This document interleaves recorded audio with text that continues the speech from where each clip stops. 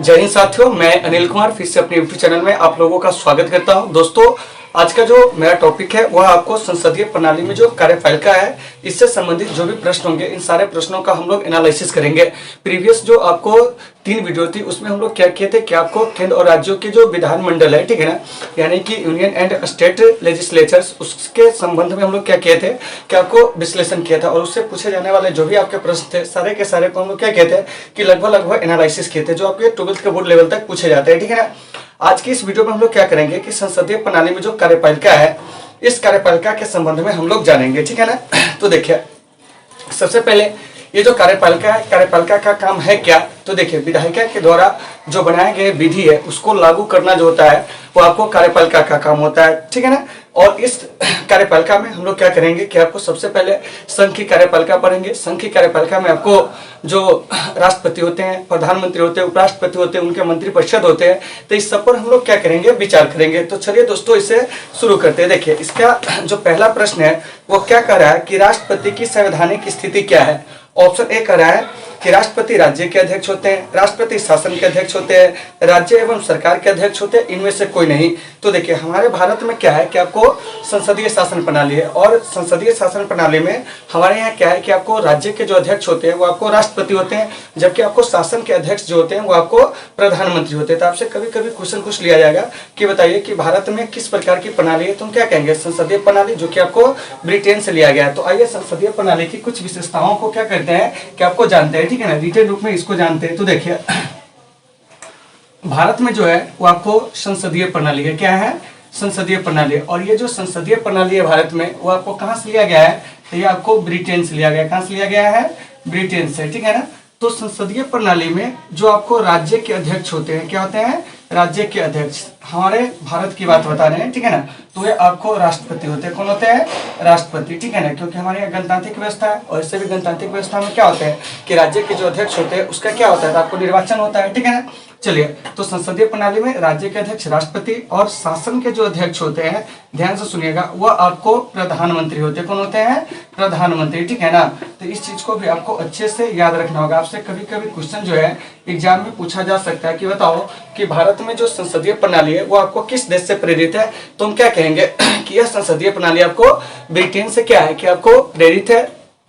संसदीय शासन प्रणाली में जो राज्य के अध्यक्ष होते हैं वो आपको राष्ट्रपति होते हैं, जबकि शासन के अध्यक्ष जो होते हैं वो आपको प्रधानमंत्री होते हैं। कौन होते हैं, प्रधानमंत्री। तो यहाँ से क्वेश्चन वही पूछ रहा है कि राष्ट्रपति की संवैधानिक स्थिति क्या है, तो राष्ट्रपति जो है हमारे यहाँ राज्य के क्या होते हैं, अध्यक्ष होते हैं। और राष्ट्रपति जो है इनके पद की जो व्यवस्था है वो आपको अनुच्छेद 52 में है। तो इन चीजों को भी आपको अच्छे से समझना है, ठीक है ना।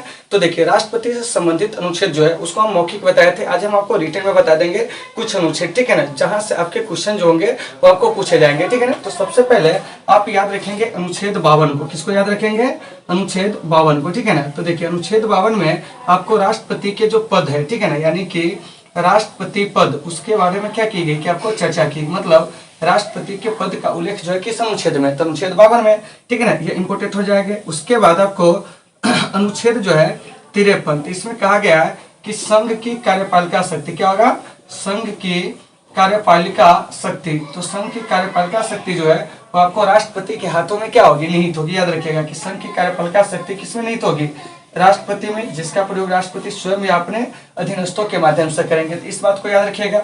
अनुच्छेद 54 जो है, ठीक है ना, तो इस अनुच्छेद 54 में आपको क्या कहा गया है, तो राष्ट्रपति के जो निर्वाचक मंडल है, ठीक है ना, यानी कि राष्ट्रपति के निर्वाचन में कौन कौन भाग लेंगे इसके बारे में चर्चा की गई। तो राष्ट्रपति के निर्वाचक मंडल, इसको याद रखिएगा। उसके बाद आ जाएंगे तो अनुच्छेद 56, तो अनुच्छेद 56, देखिए 55 को छोड़ दिया, अनुच्छेद 56 में जो है आपको राष्ट्रपति का क्या है, तो आपको कार्यकाल है, क्या है, कार्यकाल है। तो इन चीजों को याद रखना होगा कि अनुच्छेद जो 56 है उसमें क्या है, तो आपको राष्ट्रपति का जो कार्यकाल है, क्या है, कार्यकाल है, उसके बारे में क्या की गई है कि आपको चर्चा की गई। तो हमारे भारत में राष्ट्रपति का जो सामान्यतः कार्यकाल होते हैं वो कितने वर्ष के होते हैं, याद रखिएगा, तो आपको 5 वर्ष का होता है, ठीक है ना। लेकिन ये समय से पहले भी आपको उपराष्ट्रपति को क्या है कि अपना जो त्यागपत्र है वो संबोधित करके क्या हो सकते हैं, कि आपको पद से मुक्त हो सकते हैं। तो इन चीजों को भी आपको अच्छे से क्या करना है, याद रखना है, ठीक है ना। फिर यहाँ से एक प्रश्न और भी आपसे पूछे जा सकते हैं, क्या अनुच्छेद 57, तो अनुच्छेद 57 में राष्ट्रपति के पुनर्निर्वाचन के बारे में चर्चा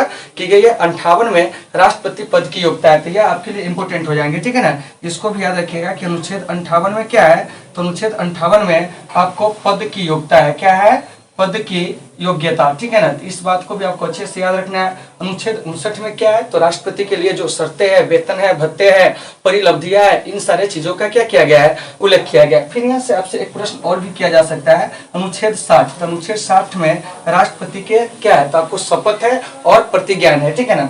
आइए अनुच्छेद 61, इसको याद रखिएगा। तो अनुच्छेद 61 में क्या है, तो आपको राष्ट्रपति पर जो महाभियोग है, क्या है, महाभियोग है, इस महाभियोग के बारे में क्या की गई कि चर्चा की गई नहीं, कि राष्ट्रपति को महाभियोग लगाकर उनको पद से मुक्त किया जा सकता है। तो राष्ट्रपति पद पर जो महाभियोग है, राष्ट्रपति के खिलाफ जो महाभियोग है, उसके बारे में जो चर्चा की गई, क्या की गई, तो अनुच्छेद आपको 61 में। तो देखिए इन सारे चीजों को याद रखना है। तो भारत में किस प्रकार की शासन प्रणाली है, संसदीय शासन प्रणाली, और संसदीय शासन प्रणाली में आपको क्या होता है कि राज्य के जो अध्यक्ष है हमारे यहाँ, वो आपको राष्ट्रपति है, ठीक है ना।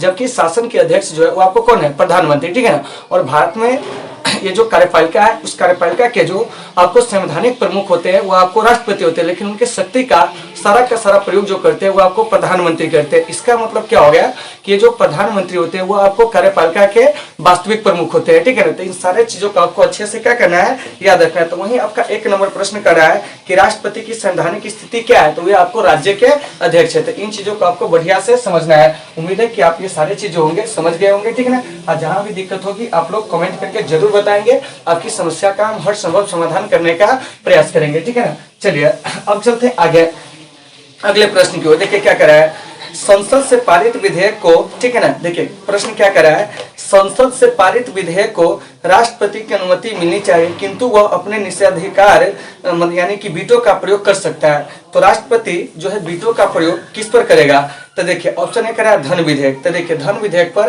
राष्ट्रपति वीटो शक्ति का प्रयोग नहीं करते, ठीक है ना। इसके बाद वो संविधान संशोधन विधेयक हो, तो संविधान संशोधन विधेयक पर भी आपको वीटो शक्ति का प्रयोग नहीं किया जाता है, ठीक है ना। वो न धन विधेयक है न संविधान संशोधन विधेयक है। हाँ, तो ऐसे विधेयक पर वो क्या कर सकते हैं कि आपको वीटो पावर का प्रयोग करते हैं। तो आपका यहाँ से डायरेक्ट प्रश्न किया जाएगा कि सामान्यतः राष्ट्रपति किस विधेयक पर वीटो शक्ति का प्रयोग करते हैं, तो हम क्या कहेंगे, तो ये जो राष्ट्रपति होते हैं वो आपको साधारण विधेयक पर सामान्यतः वीटो शक्ति का क्या करते हैं कि आपको प्रयोग करते हैं। और आपको बताए थे कि देखिए कि ये जो वीटो है राष्ट्रपति का, ठीक है ना, तो पूरे दुनिया में 4 तरह के वीटो होते हैं, ठीक है ना। यानी कि पूरे दुनिया की बात करते हैं कि जो राष्ट्राध्यक्ष को दिए जाने वाले वीटो है उसमें आपको एक जो है अत्यंतिक वीटो है, एक आपको विशेषक वीटो है, एक आपको निलंबनकारी वीटो है, एक आपको जेबी वीटो है। तो हमारे भारत में राष्ट्रपति 3 तरह के वीटो का प्रयोग करते हैं, एक अत्यंतिक वीटो, एक जो होते हैं वो आपको जेबी वीटो और एक जो होते हैं निलंबनकारी वीटो।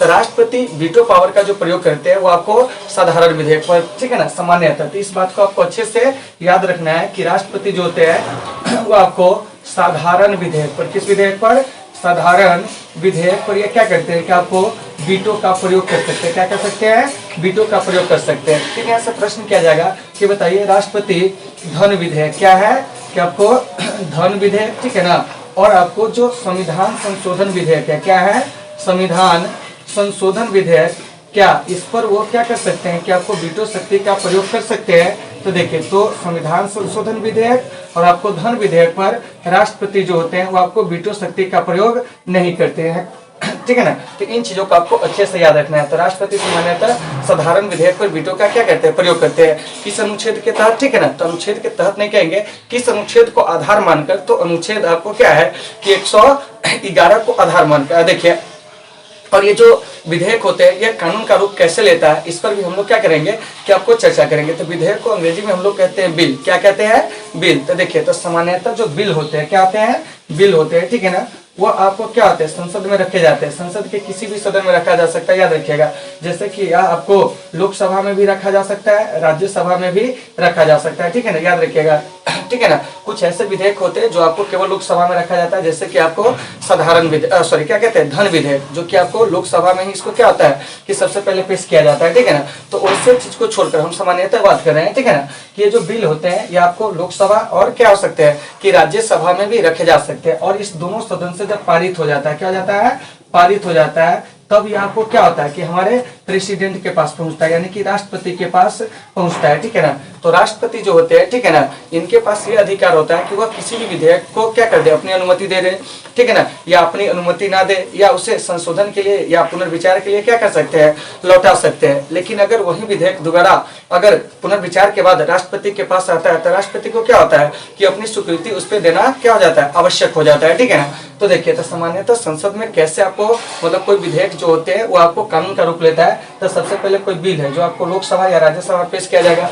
दोनों सदन से जब पारित हो जाएगा तो प्रेसिडेंट के पास जाएगा, और ये जो प्रेसिडेंट महोदय है, ध्यान से सुनिएगा, अगर ये अपनी अनुमति दे दिए, क्या कर दिए, अनुमति दे दिए यानी स्वीकृति दे दिए, हस्ताक्षर कर दिए, तो उसके बाद क्या होता है कि यह कानून बन जाता है। क्या बन जाता है, कानून बन जाता है, ठीक है ना। तो देखिए, तो यह बात जो विधेयक के संबंध में है, राष्ट्रपति को यह पावर जो दी गई है अनुच्छेद 111 के तहत, किसके तहत, अनुच्छेद 111 के तहत। तो याद रखिएगा कि राष्ट्रपति के जो विधेयक संबंधी जो शक्ति है उसका उल्लेख क्या है, अनुच्छेद 111 में, और इस अनुच्छेद का प्रयोग करते हुए राष्ट्रपति किसी विधेयक को अनुमति दे सकते हैं, ठीक है ना, या किसी विधेयक को क्या कर सकते हैं कि अनुमति नहीं भी दे सकते हैं, या किसी विधेयक को वो पुनर्विचार के लिए पुनः लौटा सकते हैं, क्या कर सकते हैं, लौटा सकते हैं, ठीक है ना।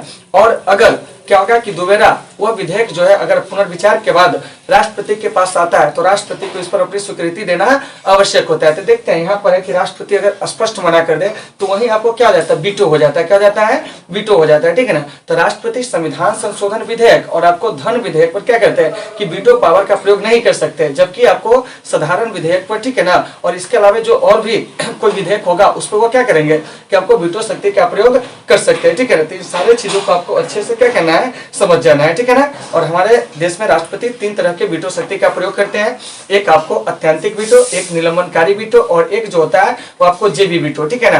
3 चीजों को आपको अच्छे से याद रखना है। तो वहीं 2 नंबर प्रश्न करा है कि संसद से पारित विधेयक को राष्ट्रपति की अनुमति मिलनी चाहिए, क्या चाहिए, मिलनी चाहिए, किंतु वह अपने निषेधाधिकार वीटो का प्रयोग कर सकता है यदि वह विधेयक है तो वह आपको साधारण विधेयक हो तब या कोई अन्य विधेयक हो तब, लेकिन इसमें से आपको धन विधेयक और आपको संविधान संशोधन विधेयक को छोड़कर कोई अन्य विधेयक होना चाहिए, ठीक है ना। तो उम्मीद है कि आप इन सारे चीजों को समझ गए होंगे। अब आइए, अब करा है कि किसके लिखित परामर्श पर अनुच्छेद 352 के अंतर्गत राष्ट्रपति देशव्यापी संकट काल की घोषणा करते हैं। ऑप्शन ए प्रधानमंत्री, ऑप्शन बी मंत्रिपरिषद, ऑप्शन सी केंद्रीय कैबिनेट, ऑप्शन डी संसद। तो इसका सही आंसर हो जाएगा आपको केंद्रीय कैबिनेट। क्या हो जाएगा, केंद्रीय कैबिनेट। तो इस चीज को आप तनका बारीकी से समझिएगा, ठीक है ना, कि आपको आर्टिकल क्या है, आर्टिकल 352 में क्या है कि आपको मंत्रिमंडल शब्द का प्रयोग किया गया। किसका प्रयोग किया गया है, मंत्रिमंडल का। आपके कंपटीशन के एग्जाम में कई बार प्रश्न किया जाता है कि किस अनुच्छेद में आपको मंत्रिमंडल शब्द का प्रयोग किया गया है। तो अनुच्छेद आपको कितना में, 352 में। नहीं तो सामान्यतः सभी जगह पर आपको मंत्रिपरिषद शब्द का क्या किया गया है, प्रयोग किया गया है। तो राष्ट्रपति जो होते हैं अपने आपातकालीन शक्ति का जो प्रयोग करते हैं, ठीक है ना, वो आपको मंत्रिपरिषद की सलाह से करते हैं। और उसमें भी क्या होता है कि आपको जो केंद्रीय यानी कि कैबिनेट मंत्री जो होते हैं, ठीक है ना, उनकी क्या होती है कि आपको रोल सबसे बड़ी होती है। क्या होती है, बड़ी होती है। तो अब यहाँ पर कहेंगे कि सर मंत्रिमंडल में और मंत्रिपरिषद में फर्क क्या है। तो देखिए, मंत्रिमंडल जो होते हैं, ठीक है ना, यह आपको केंद्रीय कैबिनेट मंत्री को कहा जाता है, आपको मंत्रिमंडल का सदस्य, ठीक है ना। याद रखिएगा कि जो कैबिनेट मंत्री होते हैं उसी को मंत्रिमंडल बोला जाता है, ठीक है ना। बाकी आपको मंत्री 3 प्रकार के होते हैं, जानते होइएगा कि एक जो होते हैं आपको कैबिनेट मंत्री, एक जो होता है आपको स्वतंत्र प्रभार राज्य मंत्री, एक होता है राज्य मंत्री। तो देखिए, इस तीनों को मिला देंगे तो ये हो जाएगा मंत्रिपरिषद, ठीक है ना।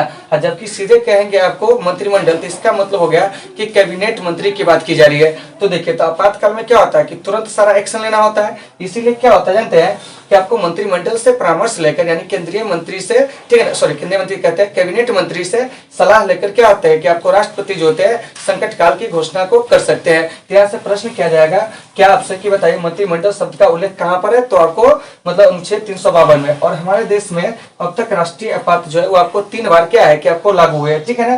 तो वो आपको कब कब लागू हुए इसको भी याद रखिएगा। 1962 में भारत चीन युद्ध के समय, 1971 में आपको, ठीक है ना, भारत पाक युद्ध के समय, और उसके बाद आपको 1975 में क्या हुआ था कि इंदिरा गांधी के द्वारा क्या हुआ था कि आपको लगवाया गया था यह आपातकाल आंतरिक गड़बड़ी का करते। देखिए, अब आंतरिक गड़बड़ी की जगह पर हम लोग सशस्त्र विद्रोह शब्द का क्या करेंगे, प्रयोग करेंगे। याद रहेगा कि आंतरिक जो आपको गड़बड़ी है उसके जगह पर अब किस शब्द का प्रयोग किया जाएगा, सशस्त्र विद्रोह का। और इस बात का जो उल्लेख किया गया है, ठीक है ना, वह आपको 44वें संविधान संशोधन 1978 द्वारा, ठीक है ना। मतलब ये हो गया कि आंतरिक गड़बड़ी की जगह पर अब आपको सशस्त्र विद्रोह शब्द का प्रयोग किया जाएगा। और इस बात का उल्लेख कहाँ किया गया है, तो वह आपको अनुच्छेद कहते हैं 44वें संविधान संशोधन 1978 में यह प्रावधान जो था आपको किया गया था। तो कभी कभी प्रश्न कर लिया जाएगा कि किस संविधान संशोधन में यह व्यवस्था किया गया था कि आंतरिक गड़बड़ी के जगह पर सशस्त्र विद्रोह शब्द का प्रयोग किया जाए, तो हम कहेंगे आपको यानी कि 44वें संविधान संशोधन 1978, ठीक है ना। इन सारे बातों को आपको अच्छे से याद रखना है। तो वही प्रश्न आपका कह रहा है तीसरा कि किसके लिखित परामर्श पर अनुच्छेद 352 के अंतर्गत राष्ट्रपति देशव्यापी संकट काल की घोषणा कर सकते हैं, तो केंद्रीय कैबिनेट, ठीक है ना। और केंद्रीय कैबिनेट को ही हम लोग बोलते हैं मंत्रिमंडल। क्या कहते हैं, मंत्रिमंडल। और यह मंत्रिपरिषद के जितने भी मंत्री होते हैं उनमें इनकी भूमिका सबसे अहम होती है। चलिए, तो उम्मीद है कि आपको ये सारे चीज समझ में आ गए होंगे। फिर हम आगे बढ़ते हैं। तो फटाफट आप लोग क्या कीजिए कि इसका स्क्रीनशॉट ले लीजिए, ठीक है ना।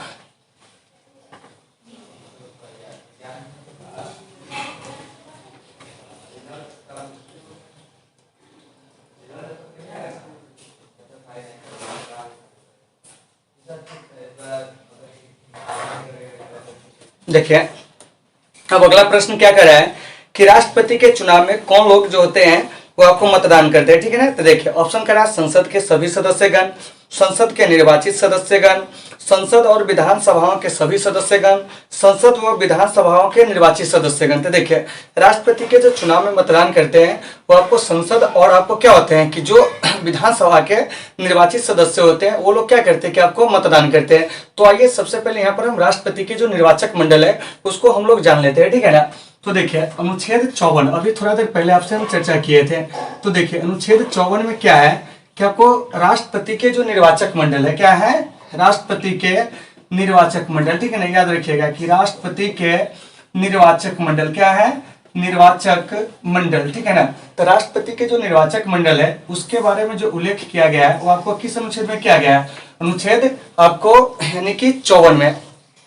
मतलब यह हुआ कि राष्ट्रपति के चुनाव में कौन वोट देगा। सीधे सिंपल सी बात समझिए कि इसका अर्थ क्या हुआ कि राष्ट्रपति के चुनाव में, ठीक है ना, कौन वोट करेगा, क्या करेगा, राष्ट्रपति के चुनाव में यानी कि मतदान कौन करेगा, इसका मतलब ये हो गया, ठीक है ना, मतदान कौन करेगा। तो आइए इसी को हम लोग समझते हैं कि राष्ट्रपति के चुनाव में मतदान कौन करेगा, ठीक है ना।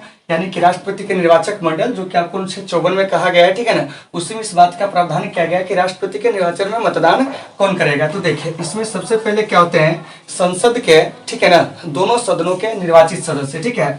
याद रखिएगा कि संसद के, ठीक है ना, दोनों सदनों के क्या है, दोनों सदनों के निर्वाचित सदस्य क्या है, दोनों सदनों के निर्वाचित सदस्य क्या है, निर्वाचित आपको सदस्य जो होते हैं वो आपको क्या होते हैं कि आपको मतदान जो होते हैं वो आपको करते हैं। तो दोनों सदन करने का मतलब क्या हो गया कि आपको लोकसभा क्या हो गया, लोकसभा आप प्लस आपको क्या हो गया कि राज्यसभा क्या है, राज्यसभा। इस दोनों के निर्वाचित सदस्य जो होते हैं वो आपको संसद के क्या होते हैं, सॉरी, राष्ट्रपति के जो निर्वाचन होते हैं उसमें मतलब कि मतदान करते हैं। दूसरी बात की जो आपको राज्यों की जो विधानसभा है, क्या है, राज्यों की जो विधानसभा है, ठीक है ना, तो विधानसभा के निर्वाचित सदस्य क्या है, निर्वाचित सदस्य, ठीक है ना। तो विधानसभा के भी निर्वाचित सदस्य जो होते हैं वो आपको राष्ट्रपति के क्या होते हैं कि आपको चुनाव में क्या करते हैं कि आपको भाग लेते हैं, क्या करते हैं, भाग लेते हैं। तो आपका यहाँ से प्रश्न आएगा कि सर जी राष्ट्रपति के चुनाव में कौन भाग नहीं लेता है, प्रश्न तो ये भी पूछा जाएगा, ठीक है ना, कि कौन भाग नहीं लेगा, ये भी पूछा जाएगा, कौन भाग नहीं लेगा, ये तो भाग लेने वाला हो गया, ठीक है ना, कौन भाग नहीं लेगा। तो देखिए, इसमें आपको सबसे पहले क्या होगा कि जो मनोनीत सदस्य होगा, मतलब कि संसद के मनोनीत सदस्य भाग नहीं लेगा। संसद जब भी कहेंगे तो समझ जाएगा कि लोकसभा राज्यसभा की बात हो रहा है, ठीक है ना। तो संसद के मनोनीत सदस्य क्या है, मनोनीत सदस्य जो होगा वो आपको क्या करेगा, भाग नहीं लेगा, ठीक है ना। दूसरी बात कि आपको जो विधानसभा है, क्या है, विधानसभा, ठीक है ना। तो इस विधानसभा के, ठीक है ना, देखिए ध्यान से सुनिएगा, विधानसभा के मनोनीत सदस्य भी जो होगा वो भी आपको राष्ट्रपति के चुनाव में भाग नहीं लेगा। इसके अलावा आपको विधान परिषद के सदस्य भाग नहीं लेते, क्या लेते हैं, विधान परिषद के सदस्य जो होते हैं वो आपको भाग नहीं लेते, और विधान परिषद भारत के 6 ही राज्य में है, ठीक है ना। तो देखिए विधान परिषद के सदस्य, संसद के मनोनीत सदस्य, विधानसभा के मनोनीत सदस्य या आपको राष्ट्रपति के निर्वाचन में भाग नहीं लेते। तो अगर आपसे प्रश्न किया जाए कि बताओ कि राष्ट्रपति के निर्वाचन में कौन भाग लेता है, तो आपको सबसे पहले समझाना होगा कि देखिए भैया, राष्ट्रपति के निर्वाचन में आपको संसद के दोनों सदनों के निर्वाचित सदस्य, तो संसद के दोनों सदनों के निर्वाचित सदस्य कहने का मतलब क्या हो गया कि लोकसभा और राज्यसभा दोनों के निर्वाचित सदस्य क्या करेंगे, भाग लेंगे, यानी कि मनोनीत नहीं लेंगे। और आप लोग जानते होगा कि संसद में 14 सदस्य जो होते हैं वो आपको मनोनीत रहते हैं, 2 आपको एंग्लो इंडियन, अनुच्छेद 331 के तहत राष्ट्रपति ही इन्हें क्या कहते हैं, मनोनीत करते हैं। अनुच्छेद 80 के अंतर्गत राज्यसभा में आपको 12 सदस्यों को मनोनीत किया जाता है, तो संसद में 14 सदस्य मनोनीत होते हैं। तो ये मनोनीत सदस्य जो होगा वो आपको राष्ट्रपति के चुनाव में भाग क्या करेगा, नहीं लेगा। क्या होगा, नहीं लेगा। फिर यहाँ से एक चीज और भी आएगा कि विधानसभा के जो आपको निर्वाचित सदस्य होगा वह राष्ट्रपति के चुनाव में क्या करेगा, भाग लेगा। तो इसका मतलब है कि विधानसभा में जो मनोनीत सदस्य होते हैं वो राष्ट्रपति के चुनाव में भाग नहीं लेगा। तो आपका यहाँ से प्रश्न आएगा कि सर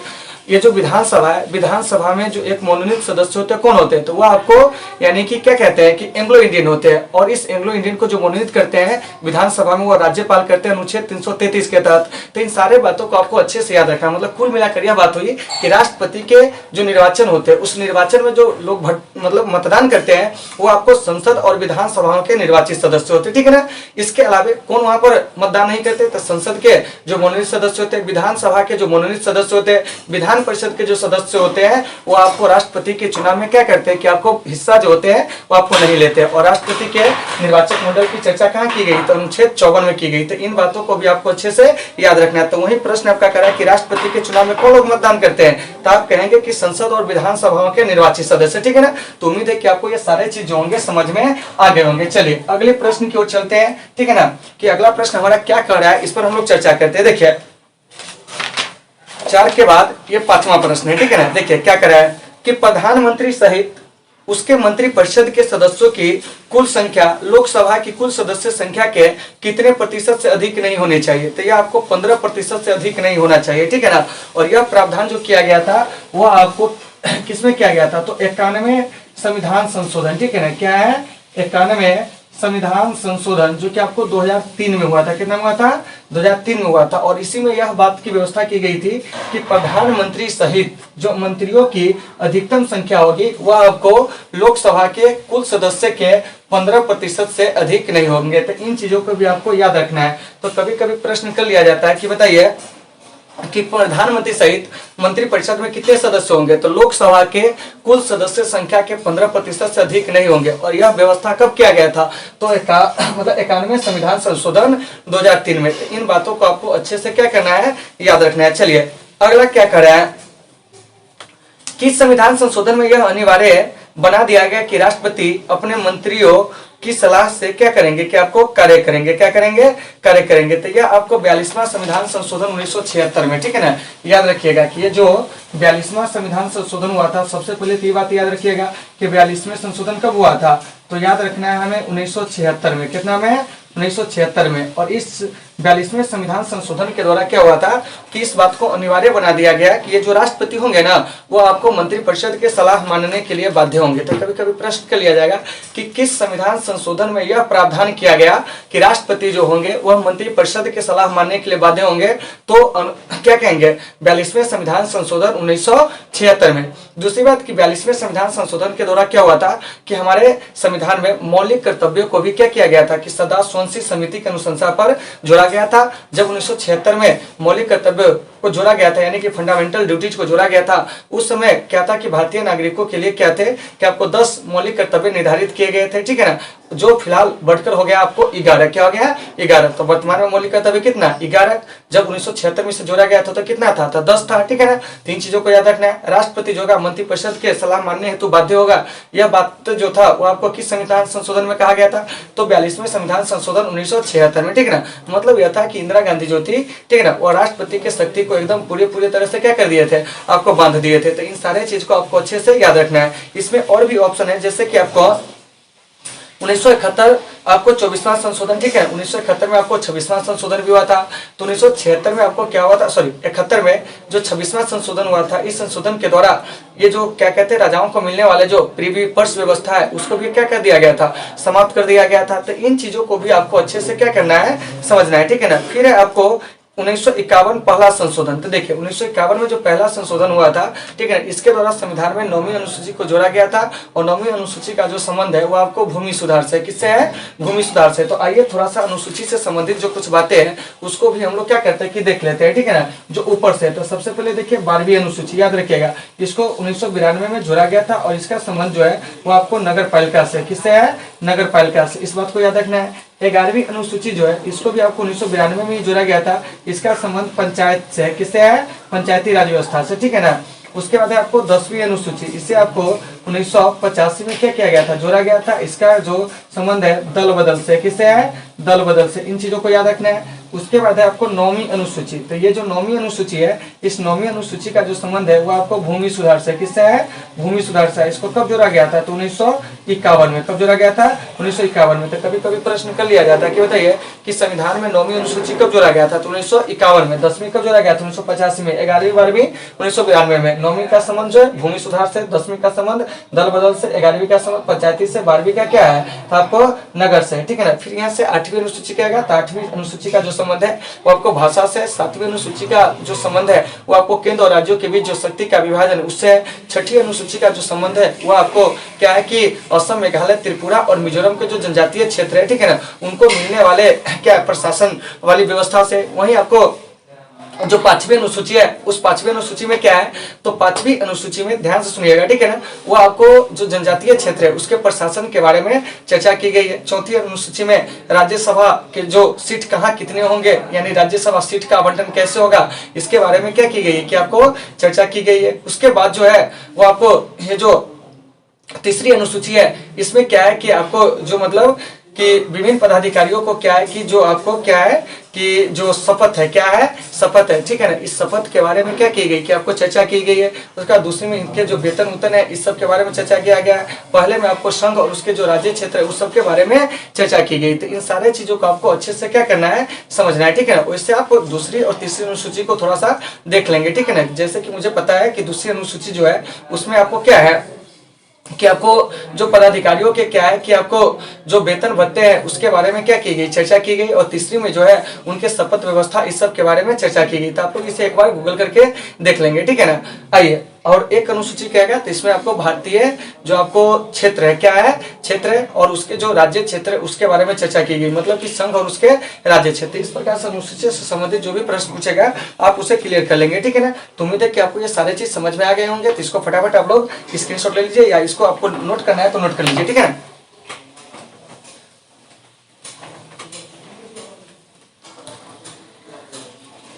चलिए देखिए, अगला प्रश्न हमारा क्या कर रहा है, ध्यान से सुनिएगा कि प्रधानमंत्री के मंत्रिपरिषद में किन्हें शामिल नहीं किया जाता है, ठीक है ना। देखिए ऑप्शन ए कर रहा है कैबिनेट स्तर के मंत्री। तो देखिए कैबिनेट स्तर के मंत्री होते हैं, राज्य स्तर के भी मंत्रीगण होते हैं, उप मंत्री होते हैं, ठीक है ना। इसके अलावा आपको क्या होते हैं कि आपको स्वतंत्र प्रभार राज्य मंत्री होते हैं, ठीक है ना।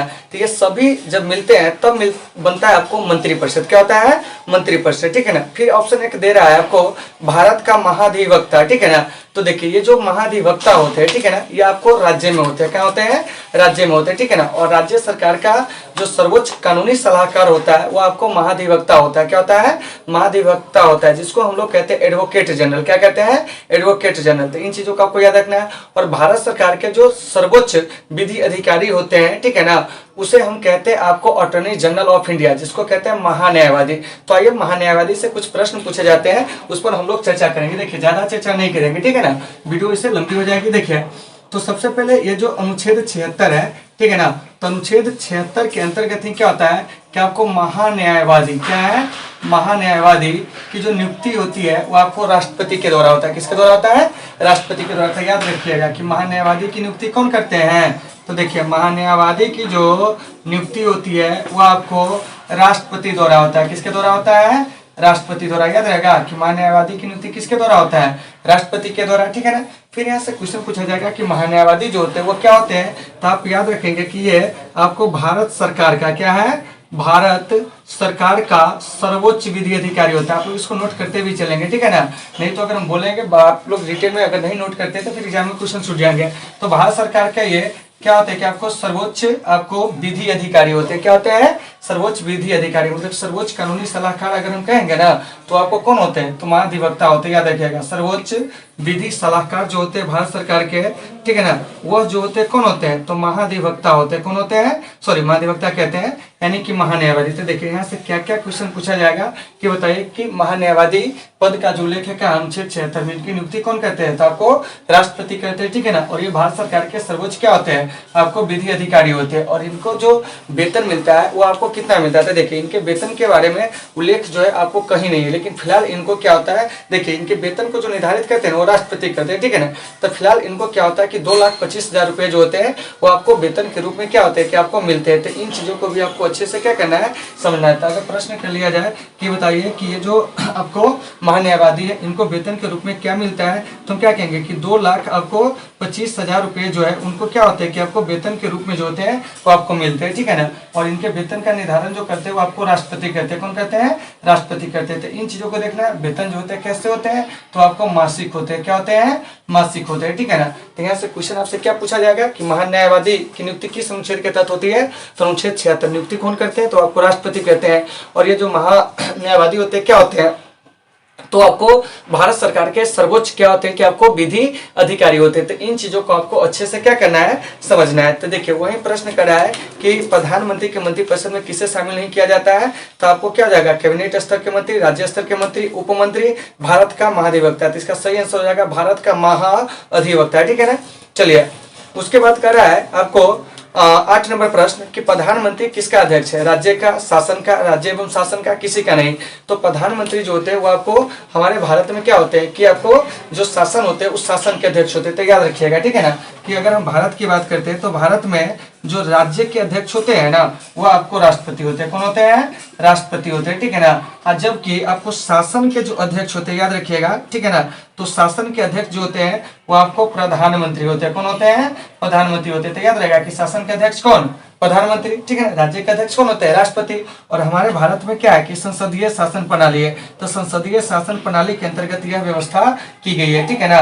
तो याद रखेंगे कि भारत में कैसी शासन प्रणाली है? संसदीय शासन प्रणाली। संसदीय शासन प्रणाली के अंतर्गत हमारे भारत में राज्य के अध्यक्ष कौन? तो आपको राष्ट्रपति, जबकि शासन के अध्यक्ष कौन होते हैं? प्रधानमंत्री। मतलब कि राष्ट्रपति के सारे शक्ति का जो प्रयोग करते हैं वो आपको कौन करते हैं? प्रधानमंत्री करते हैं। क्या करते हैं? प्रधानमंत्री करते हैं, ठीक है ना। तो प्रधानमंत्री हमारे यहाँ कार्यपालिका के वास्तविक प्रमुख होते हैं, जबकि संवैधानिक प्रमुख जो होते हैं वो आपको राष्ट्रपति होते हैं। कौन होते हैं? राष्ट्रपति होते हैं। तब ना देखते हैं हमारे यहाँ राष्ट्रपति पद के लिए क्या होते हैं कि जितनी मतलब कि आपको लोग उत्सुक नहीं होते उससे ज्यादा कहीं प्रधानमंत्री पद के लिए क्या होते हैं कि आपको उत्सुक होते हैं, ठीक है ना। क्योंकि सारा जो सत्ता का भोग है वो आपको कौन भोगते हैं? तो आपको प्रधानमंत्री भोगते हैं, ठीक है ना। भले नाम सारा काम जो होगा आपको क्या होगा कि राष्ट्रपति के नाम से होगा, ठीक है ना, लेकिन सारे काम जो करने वाले व्यक्ति होते हैं, ठीक है ना, वो आपको कहीं ना कहीं प्रधानमंत्री होते हैं, ठीक है ना। इसलिए कहा जाता है कि भारत में कार्यपालिका के वास्तविक प्रमुख प्रधानमंत्री, जबकि आपको संवैधानिक प्रमुख कौन होते हैं? तो वो आपको राष्ट्रपति होते हैं। तो इन चीजों को आपको अच्छे से समझना है। चलिए अगला प्रश्न देखिए क्या कर रहा है। राष्ट्रपति को पद से हटाने के लिए किस प्रक्रिया का प्रयोग किया जा सकता है? तो देखिए यह आपको महाभियोग प्रक्रिया, क्या है? महाभियोग प्रक्रिया। तो याद रखिएगा कि राष्ट्रपति को हटाने के लिए कौन सी प्रक्रिया अपनाई जाती है? तो आपको महाभियोग प्रक्रिया। कौन सी अपनाई जाती है? महाभियोग प्रक्रिया। और याद रखिएगा कि ये जो महाभियोग प्रक्रिया है इसका जो उल्लेख है वो आपको कहाँ है? तो अनुच्छेद 61 में। कहाँ है? अनुच्छेद 61 में। याद रखिएगा कि इसका उल्लेख जो कहाँ है? तो अनुच्छेद 61 में। मतलब कि राष्ट्रपति पर जो महाभियोग की प्रक्रिया है उसका उल्लेख जो किया गया, कहाँ किया गया है? तो अनुच्छेद 61 में। और याद रखेंगे कि भारत में राष्ट्रपति पर जो महाभियोग की प्रक्रिया है वो आपको किस देश से प्रेरित है? तो वह आपको अमेरिका से प्रेरित है। कहाँ से प्रेरित है? अमेरिका से। यानी कि राष्ट्रपति को हटाने के लिए जो महाभियोग की प्रक्रिया है वह भारत में किस देश से प्रेरित है? अमेरिका से। और आज तक भारत के एक भी राष्ट्रपति पर आपको क्या है कि महाभियोग प्रक्रिया जो है वो आपको शुरू नहीं की गई। मतलब कि महाभियोग प्रक्रिया के द्वारा आज तक भारत के किसी भी राष्ट्रपति को अभी तक हटाया नहीं गया है। तो देखिए राष्ट्रपति पर महाभियोग लगाने से पहले उन्हें क्या होता है कि आपको 14 दिन पहले क्या होता है कि आपको सूचित करना होता है। क्या होता है? 14 दिन पहले आपको नोटिस देना होता है। इस बात को याद रखिएगा कि राष्ट्रपति पर महाभियोग की प्रक्रिया शुरू करने से कितने दिन पहले उन्हें नोटिस देना होता है, तो हम क्या कहेंगे 14 दिन पहले, ठीक है ना। और राष्ट्रपति पर महाभियोग की प्रक्रिया जो है, ध्यान से सुनिएगा, वो संसद के किसी भी सदन से शुरू हो सकता है। याद रखिएगा कि राष्ट्रपति पर महाभियोग की प्रक्रिया क्या होगा कि संसद के किसी सदन से शुरू हो सकता है। क्या हो सकता है? संसद के किसी सदन से शुरू हो सकता है। हाँ, एक चीज याद रखिएगा कि संसद के जिस सदन से आपको राष्ट्रपति पर क्या होगा कि आपको महाभियोग की प्रक्रिया शुरू होगी, उसके 1/4 सदस्य सबसे पहले हस्ताक्षर करेंगे, राष्ट्रपति को 14 दिन पहले नोटिस देंगे कि आपको भी कोई बात कहनी है अपने महाभियोग के संबंध में, तो आप कहिए, क्या कीजिए, कहिए, ठीक है ना। दूसरी बात कि आपको जब महाभियोग की प्रक्रिया शुरू होगी तो इसको क्या होगा कि संसद के दोनों सदनों के 2/3 बहुमत से क्या होगा कि आपको पारित करना होगा। क्या करना होगा? पारित करना होगा, यानी 2/3 बहुमत को हम लोग कहते हैं विशेष बहुमत, ठीक है ना। तो विशेष बहुमत से जब पास होगा तभी आपको क्या होगा कि राष्ट्रपति पर महाभियोग की प्रक्रिया को पारित माना जाएगा और राष्ट्रपति को क्या होगा कि आपको त्याग पत्र देना पड़ेगा, ठीक है ना। तो देखिए, महाभियोग की प्रक्रिया भारत में कहाँ से प्रेरित है? अमेरिका से। महाभियोग की प्रक्रिया का उल्लेख संविधान में क्या है? अनुच्छेद 61 में। और राष्ट्रपति पर महाभियोग की प्रक्रिया शुरू करने से पहले उन्हें कितने दिन पहले नोटिस देना होता है? तो 14 दिन पहले। और जिस सदन से शुरू होगा उस सदन के 1/4 सदस्य के सबसे पहले हस्ताक्षर होंगे, फिर उसे क्या होगा कि 14 दिन पहले राष्ट्रपति को सूचित करेंगे और संसद के दोनों सदन से क्या होगा कि आपको चर्चा के बाद 2/3 बहुमत से पास हो जाएगा प्रस्ताव। उसके बाद ही राष्ट्रपति को क्या होता है कि आपको त्यागपत्र देना होता है। तो वही कह रहा है आपको क्या कि राष्ट्रपति को पद से हटाने के लिए किस प्रक्रिया का प्रयोग किया जाता है? तो वो आपको महाभियोग की प्रक्रिया का, ठीक है ना। तो दोस्तों, मुझे उम्मीद है कि आपको ये सारे टॉपिक जो होंगे आसानी से समझ में आ गए होंगे, ठीक है ना। आज के इस टॉपिक को हम यहीं पे विराम देते हैं, फिर मिलते हैं आपसे एक बेहतर क्लास के साथ कल। जब तक के लिए आप सबसे शुभदा, take care all of you.